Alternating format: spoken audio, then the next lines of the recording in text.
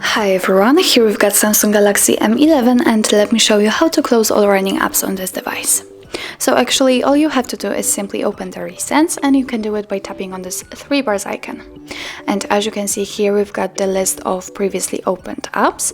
If you want to close only one of it, for example the Google Chrome, just find it and swipe it up, just like that.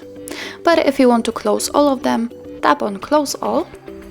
As you can see, we just got back to our homepage, so let's enter the recents again. And here we've got no recently used apps and no recent items, so it means that we successfully closed all running apps.